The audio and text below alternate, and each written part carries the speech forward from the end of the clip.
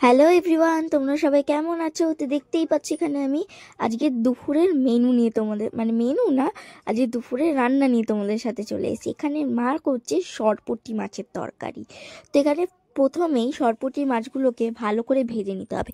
তারপরেই মিক্সিং গ্রাইন্ডারে জিরে, আদা, টমেটো, কাঁচা লঙ্কা দিয়ে ভালো করে পেস্ট করে নিতে হবে। তারপরে যে তেলটা রয়েছে তার মধ্যে কালো জিরে ফোড়ন দিয়ে আলুগুলোকে ভালো করে ভেজে নিতে হবে।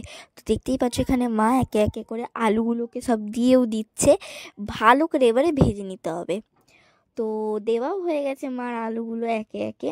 তো ভালো করে ভেজে নেওয়ার পরে যে পেস্টটা করেছে সেটা এবারে মা দিয়ে দেবে, সেটাই এবারে দিয়ে দিতে হবে। তো পেস্টটা ভালো করে দেওয়ার পরে পেস্টটা পুরোটা দেওয়ার পরে ভালো করে কষিয়ে নিতে হবে।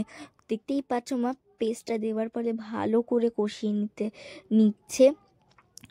তো মা বলছিল যে সরপুঁটি মাছ নাকি মা পুকুরে নিজেদের যেহেতু পুকুর রয়েছে মার, ঠিক আছে, সেখানে প্রচুর খেয়েছে, সেখানে পুকুর দিয়ে তুলে টাটকা প্রচুর খেয়েছে।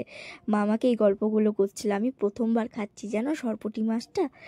তো এখানে দেখতেই পাচ্ছ মা ভালো করে কষিয়ে নিয়েছে, এরপরে জল দিয়ে দিতে হবে।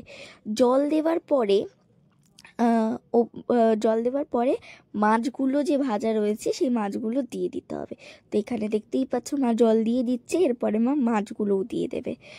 তো দেখতেই পাচ্ছ মাছগুলোও দিয়ে দিচ্ছে। শেষে ধনেপাতা ছড়িয়ে নামিয়ে নিলেই হয়ে যাবে সরপুঁটি মাছের তরকারি। আজকে এইটুকুনি। আমার ভিডিও যদি তোমাদের ভালো লেগে থাকে লাইক কমেন্ট সাবস্ক্রাইব করতে ভুলবে না। আর যারা ফেসবুক থেকে দেখছো তারা অবশ্যই চ্যানেলটাকে সাবস্ক্রাইব করে দিতে হবে। চ্যানেলটাকে সাবস্ক্রাইব না, সরি, ফলো করে দিতে হবে। তো ঝটপট তোমরা করো, আর তোমাদের সামনে আমি আরও নতুন নতুন রেসিপি নিয়ে হাজির হব। আজকে এইটুকুনি, আবার দেখাবে একটি পরের ব্লগের সাথে। বাই বাই সবাইকে,